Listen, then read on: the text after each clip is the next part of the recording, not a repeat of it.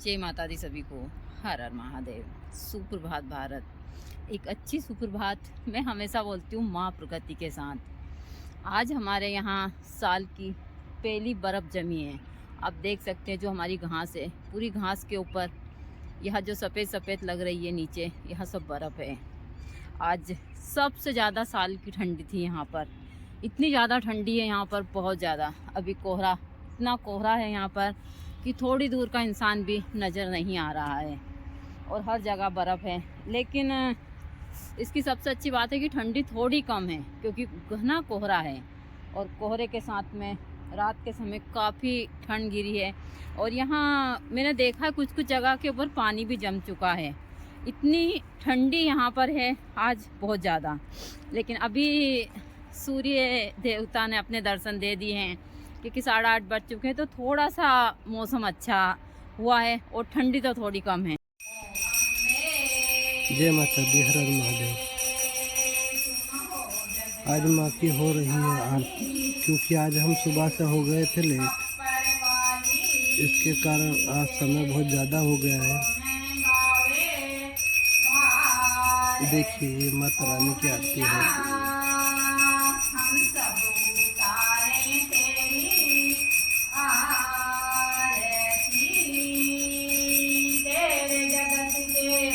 जनों पर सिर पड़ी है भारी,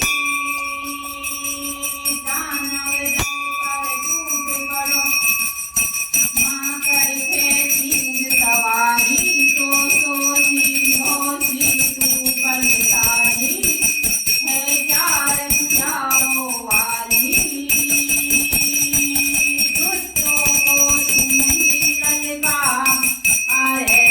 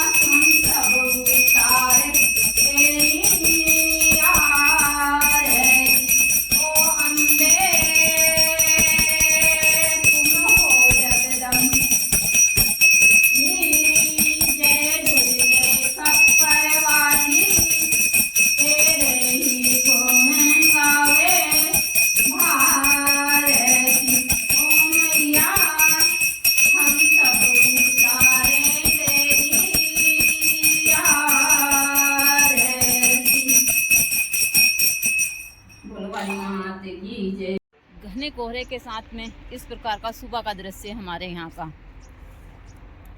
रोड के ऊपर थोड़ी दूर की गाड़ियों को भी काफ़ी दिक्कत आ रही है, क्योंकि यहाँ रोड पास में है, हमको रोड की लाइट भी नहीं दिख रही है। ऐसे में एक्सीडेंट का खतरा बहुत होता है, क्योंकि यहाँ हाईवे है और हाईवे के ऊपर बहुत एक्सीडेंट होते हैं। मैं हमेशा बताती रहती हूँ यहाँ पर कि हमारे पास में हाईवे है, लेकिन हाईवे की लाइट भी हमको नहीं दिखाई दे रही है, इतना घना कोहरा है यहाँ पर।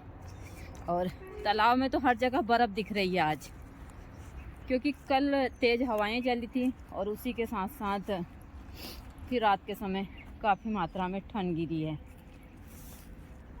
तो यह हमारे यहाँ का बड़ा ही सुंदर आज का दृश्य है। माँ प्रकृति की ऐसे तो कृपा है। मैं हमेशा आप लोगों को तंत्र मंत्र और जड़ी बूटियों की जानकारियाँ देती रहती हूँ, लेकिन मैं हमेशा बोलती हूँ कि मैं तंत्र में कभी भी अंधविश्वास नहीं फैलाती हूँ। जो चीज़ें उस हिसाब की होती है उन्हीं को ही देती हूँ। हमने हर जगह यहाँ पर वनस्पतियाँ ही लगाई है। हमारे आश्रम के ऊपर आपको ज़्यादातर वनस्पतियाँ देखने को मिलेगी और मैं इन्हीं के ही ऊपर काम करती हूँ। यहाँ तुलसी जी का एक छोटा सा आप देख सकते हैं, जो मेरे पीछे दिख रहा है, एक बगीचा टाइप है। यह हमारे तालाब के ऊपर है, जो हमने काफ़ी मेहनत कर दोनों पति पत्नी ने हर एक चीज़ लगाई है। मैंने तंत्र पर दोनों पति पत्नी ने बहुत उस हिसाब से काम किया है हमने। तो मैं तंत्र में कभी भी, चाहे वनस्पति के क्षेत्र में हो या फिर उस हिसाब से हो, कभी भी अंधविश्वास नहीं दे सकती। और मैं सरल और आसान से सभी को प्रयोग देती हूँ, ताकि आप घर बैठे बहुत सारी चीज़ों को ठीक कर सकें, ना कि आप इधर उधर भटके और फिर ठगी के शिकार हो।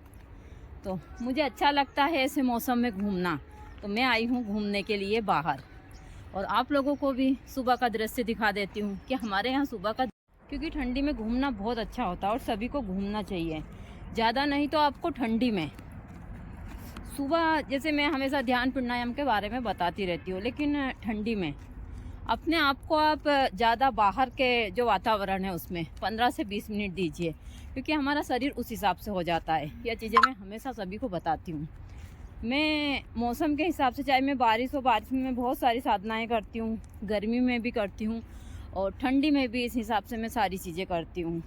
और यह बहुत सारी चीज़ें मैं सभी भक्तों को बताती भी रहती हूँ कि सभी को इसी हिसाब से सारी चीज़ें करनी भी चाहिए, क्योंकि बहुत सारी चीज़ें हैं जो आप करते हैं तो इनमें काफ़ी उस हिसाब का फ़ायदा होता है आप लोगों को। तो इस हिसाब का दृश्य है हमारे खेतों का, आप लोग देख सकते हैं, बहुत ही प्यारा है, क्योंकि सूर्य की हल्की हल्की किरण जो एकदम लग रही है कि पीछे सोना बखेर रही है।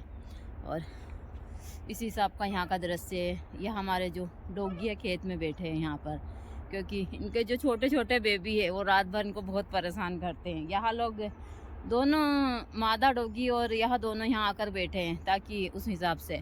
लेकिन हाँ, ठंडी अभी बहुत कम हो गई है, अब ठंडी नहीं लग रही है। मैं स्नान कर मैंने नाइट के ही कपड़े पहन लिए और इसी में मैं बाहर निकल आई आरती के बाद में, क्योंकि आज उस हिसाब की चीज़ें हैं। तो मैंने जल्दी से स्नान कर आरती करी और मैं बाहर आ गई थोड़ी देर घूमने के लिए। तो यहाँ हमारे यहाँ का दृश्य है इस प्रकार से, जो बहुत ही अच्छा है जब ऐसा दृश्य होता है। तो क्योंकि मैं जहाँ रहती हूँ वहाँ हमको कहीं जाना नहीं पड़ता, क्योंकि यहीं पास में खेत वगैरह सब है, तो मैं डेली यहाँ पर घूमती हूँ। और ये चने के खेत है तो यहाँ ज़्यादा ओस भी नहीं है। इस साइड में मसूर के खेत है, इस साइड में चने के खेत हैं, और इन खेतों में ओस वगैरह भी नहीं होती। मेरे पीछे गेहूं के खेत है काफ़ी मात्रा में, लेकिन यहाँ ओस के कारण अभी दिख भी नहीं रहे हैं। तो मैं हमेशा साधनाओं की जानकारियाँ देती रहती हूँ, लेकिन मैंने देखा है हमेशा कि बहुत सारे भक्त करते नहीं हैं और फिर मुझसे ही पूछते हैं। तो मैं हमेशा कहती हूँ ऐसा नहीं। इस हिसाब से 8:30 बज चुके हैं, मेरे पीछे लग रहा है कि जैसे प्रकृति ने सोने की एक चादर बिछाई हो, लेकिन यहाँ कोहरा है और कोहरे के कारण इस प्रकार का दृश्य है। जब ओस है, कोहरा है, और आज हमारे यहाँ पर जो तालाब है उसमें बर्फ़ भी जमी है। यहाँ 2-3-4 साल के बाद इतनी ठंडी और सारी, क्योंकि कल दिन में बहुत हवा चली थी और उसी के साथ साथ यहाँ घना कोहरा है हमारे यहाँ आज। और मैं आई हूँ अभी घूमने, लेकिन कोहरे की सबसे अच्छी चीज़ होती है कि अभी इस समय के ऊपर ठंडी बहुत कम है। लेकिन हाँ, रात के समय बहुत ज़्यादा ठंडी थी, उसी के कारण यहाँ कोहरा आप देख सकते हैं। थोड़ी दूरी का इंसान भी यहाँ नज़र नहीं आता। मैं कोहरे का दृश्य हमेशा दिखाती हूँ, लेकिन अभी तो कुछ भी एकदम सब धुंधला धुंधला है और इसी हिसाब से हमारे यहाँ का आज का दृश्य है। तो मैं हमेशा आप लोगों को बहुत सारी ऐसी जानकारियाँ देती रहती हूँ, किसी को अच्छी लगती है, किसी को बुरी भी लगती है।